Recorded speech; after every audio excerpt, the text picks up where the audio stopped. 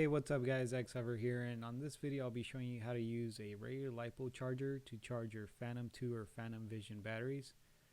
Along with this video I'll be showing you how to make a special connection to charge your Phantom 2 batteries. The reason I decided to do this video is because if you have more than 4 batteries and you only have one charger, that's going to take a while to charge all 4 of them. So I decided to come up with a solution to charge all my batteries at once using one charger or using a four battery charger. And I noticed a lot of people were buying up to 6 chargers just to charge their 6 batteries, and that's pretty crazy, at each charger being around $45. So the first thing you'll need is an XT60 connector, a small piece of G10, can also be a piece of plastic, something similar. You'll need a positive and negative wire. Along with that, you'll need a old connection here. This is what I'll be using to plug into the battery. You can use something similar, but that's what I had. You'll also need a LiPo charger or one of these, either LiPo charger. As long as they can charge a PB battery, you should be fine. Some other things that are needed is liquid tape. You don't really need this, but just for other reasons. Some CA and some kicker. This is going to make the process go a lot quicker. And that's pretty much all you need. Sorry for the video being so shaky. The first thing you want to do is you want to break off these connections. All you do is just get a plier and bend them back and forth, and they'll come off no problem.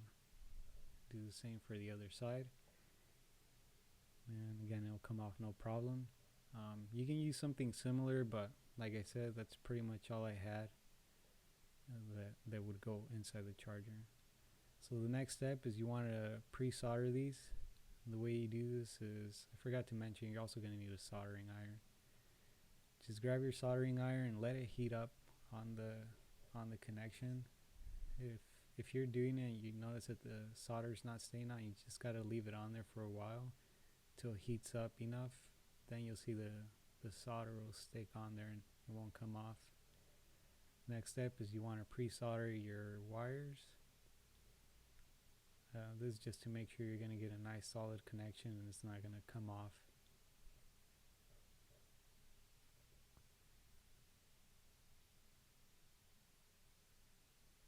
Once you do that, you want to do the same thing with the positive wire.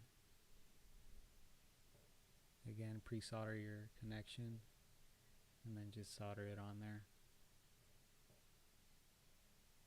Once you have that done, this is what they should look like.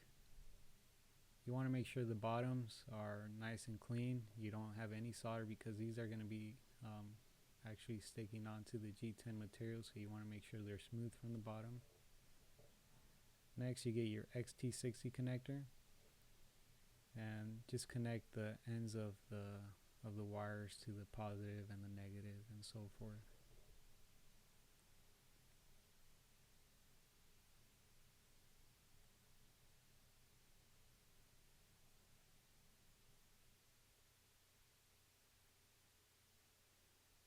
So that's all done. Essentially you could just use it like this, but we still have to put on the G10 just so it makes a nice clean connection and you connect both of them at once. Just keep in mind the top is the negative and the bottom is the positive. Just don't mix them up. So next, get your G10 material and we're going to glue on the positive end to the very edge. And you want to make sure you keep a nice distance of the connection. You don't want to get it too close or else it's not going to go into your battery. Just drop in some CA on top. Put your connection on top. And this is where the kicker comes in play here. This is going to make the process a lot quicker. So just add some more glue. Don't be afraid to add too much glue. The more the better, just so the connection doesn't come off. Just spray some kicker and this is going to make it adhere a lot faster.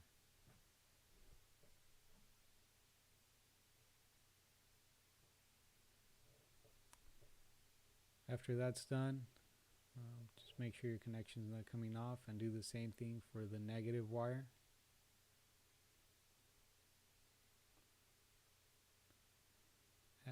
The way you determine the distance is you just kind of eyeball it.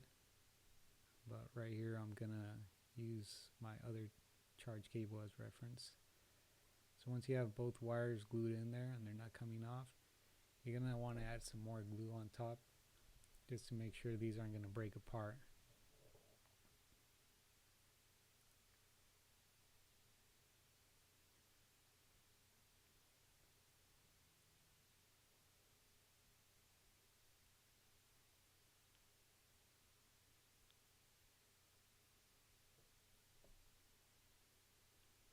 So the next step is we're gonna add some liquid tape on top. And the reason you want to do this is just makes it look cleaner and you don't have free wires hanging off, and better chance of not getting electrocuted.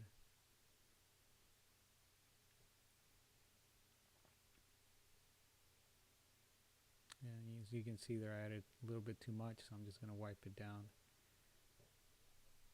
And that's it. Once it's all done, it should look like this. Just let your liquid tape dry up. Okay, so the way you want to set it up on your charger is you want to make sure you do a PB charge. And the way you do that is you go to your user settings and you go to the left arrow. All chargers should be the same. So just get to where it says PV battery, press enter. And here you can pick the amps. Depending on your charger, you can charge all the way to 8 amps on this battery and it won't hurt it. So what you do is you press enter. The bigger the amp, the faster it's going to charge. I'd recommend like a 4.5 or something like that. But if you want a fast charge, you can go all the way to, I think, like 7 or 8 amps. This one only goes up to 5 amps. So I'll do 3.5 amps just to show this video.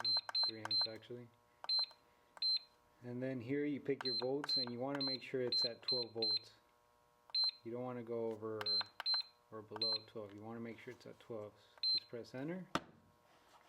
Next, just connect your cable.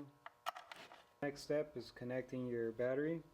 So if you have your battery facing like this and you turn it over, you always want to make sure that the negative always goes on top. Don't ever put the positive on top. You can always mark a little negative here or a positive in the bottom just so you don't get mixed up. Just plug it in. So it's negative and positive. Just remember that. So if it's facing like this, just remember that it's negative on top, positive on the bottom.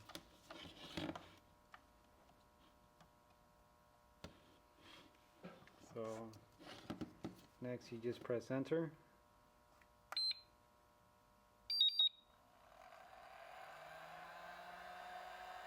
As you can see, it starts charging. And I've been doing this for a while now and I haven't had any problems with my battery. And when it is done charging, it'll just stop and the charger will start beeping, letting you know that the charge is finished. And that's pretty much it, guys. Hope this video helped some of you guys out, and I hope it saved you some money on buying a Phantom charger. Another thing you can do is you can connect 2 of these and charge 2 batteries at once. So all you'd have to do is cut the wires here, connect the positive to positive, negative to negative, just connect another battery and it will start charging. Or if you have a charger like this, you can just charge all 4 batteries at once and up to 8 amps. And you'll get a faster charge like that. So that's it, guys. Hope you guys like this video. If you guys want to see more stuff, just visit xhover.com or like and subscribe. And if you have any questions, just leave your comments below and I'll try to answer them as soon as I can. And thanks for watching, guys, and please subscribe.